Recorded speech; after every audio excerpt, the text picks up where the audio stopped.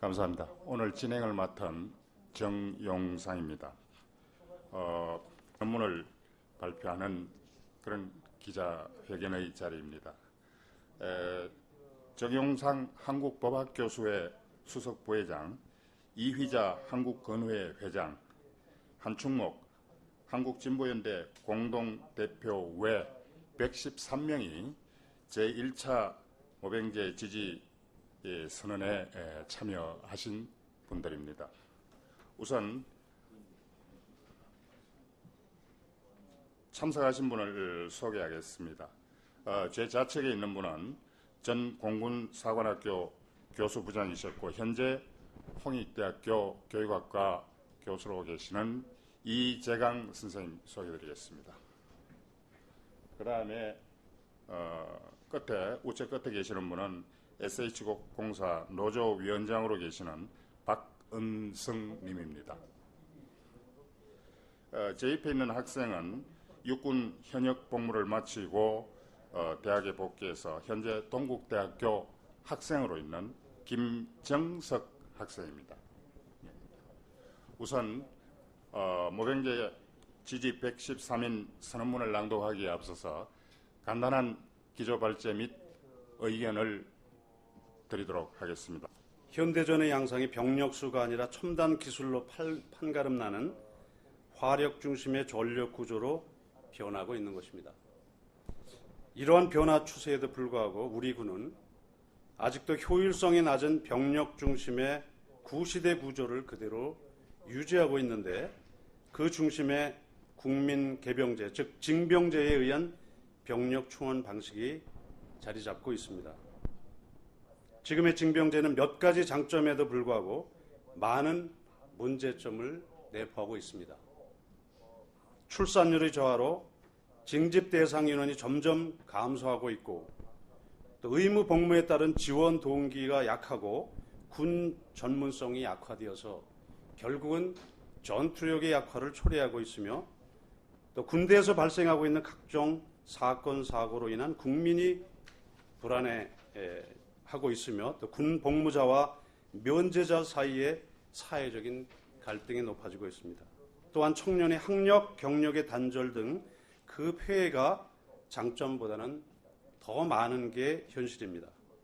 이에 징병제의 단점을 극복하여 효과적인 국방 목표를 달성하기 위한 대안으로서 모병제 도입에 공감하면서 지지를 선언합니다. 먼저 모병제는 현대전에 적합한 강한 군대의 육성 정책입니다. 결코 전투력을 약화시키는 것이 아니라고 하는 것입니다. 보병, 지상군, 또 사병 중심에서 화력 중심, 부사관과 장교 등 간부 중심, 그러한 항아리형 병력 구조로 만들자고 하는 것입니다. 두 번째, 모병제는 강한 예비군 동원 체제를 고안한다면 국민의 안보 불안은 불식시킬 수 있습니다.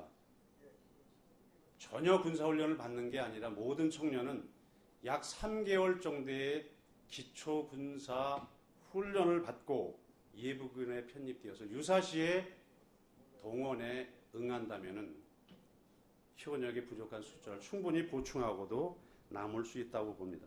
세 번째, 모병제는 사실상 군사 분야의 고급 특수직 공무원 제도입니다.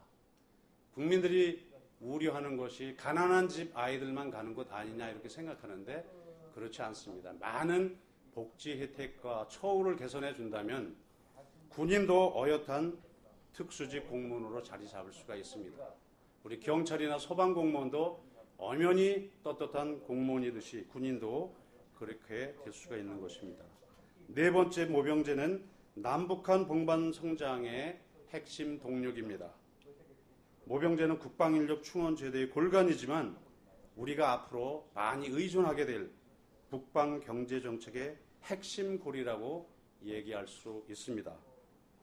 이 모병제를 통해서 남북 화해 모드를 조성하고 장기적으로는 남북 평화 체제, 남북 통일로 연결할 수 있을 것입니다.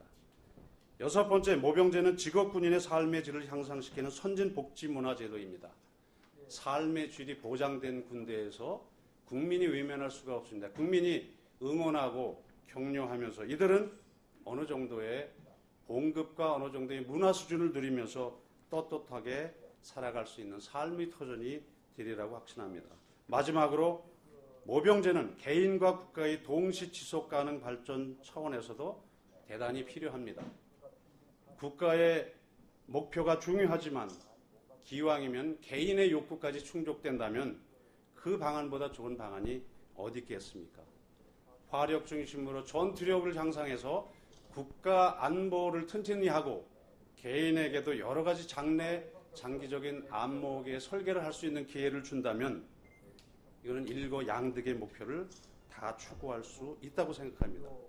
아무쪼록 국민이 신뢰받는 군대상을 유지하면서 국가 안보를 담당할 수 있는 모병제의 도입을 적극적으로 찬성합니다. 이야기가 있습니다. 바로 썩고 나왔다는 얘기를 합니다. 지난 1950년대 이래 많은 사람들이 똑같은 이야기를 하고 있는데도 불구하고 우리 군 인력 구조는 변함이 없습니다.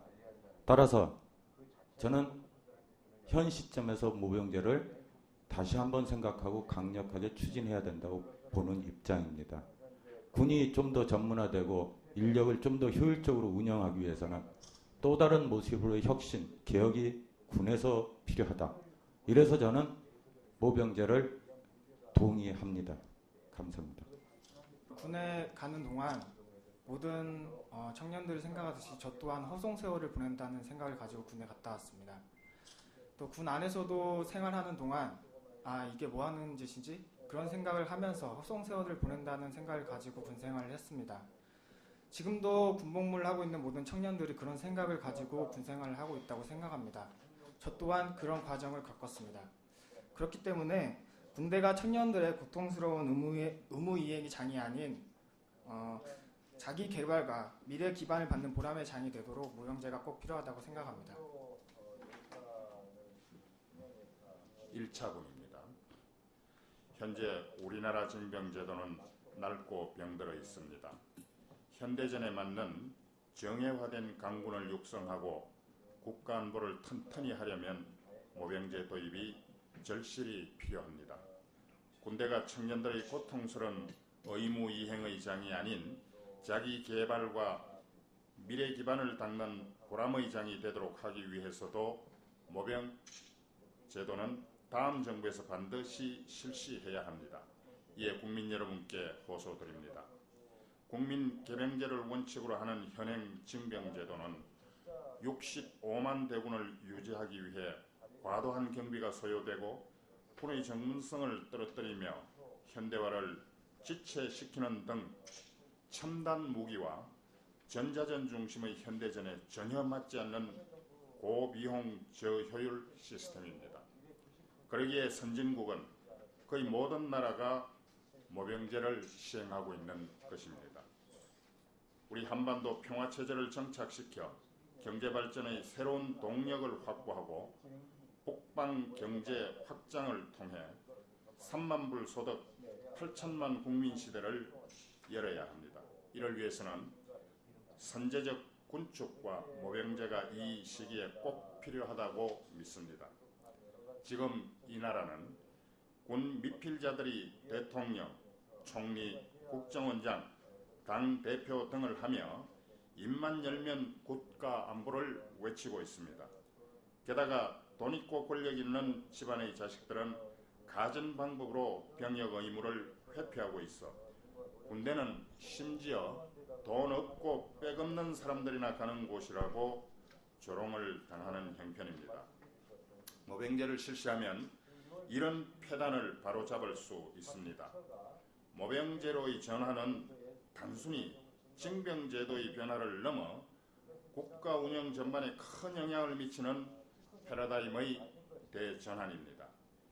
양질의 대규모 청년 일자리가 창출되는 것이며 군에서 대학 교육을 이수할 수 있게 하는 등 자기 개발을 통한 전문가로의 성장 기회를 열어줌으로써 양극화를 해소하고 계층 이동이 가능하도록 만들 수 있다고 믿습니다. 아울러 군에 가지 않는 청년들이 조기에 사회에 진출하여 경제활동 인구를 늘림으로써 경제성장의 새로운 동력이 될 것이라 생각합니다. 이제 우리 군은 청년들에게 직업 공무원으로 국가에 충성하면서 새로운 희망을 키워나가는 가고 싶은 군대로 바뀌어야 합니다. 안보와 경제를 모두 튼튼히 하는 모병제 도입은 통일시대를 여는 국가적 시대적 과제로서 반드시 차기 정부에서 단계적으로 시행해야 한다고 믿습니다. 2012년 8월 26일 모병제를 지지하는 113인 1동 감사합니다.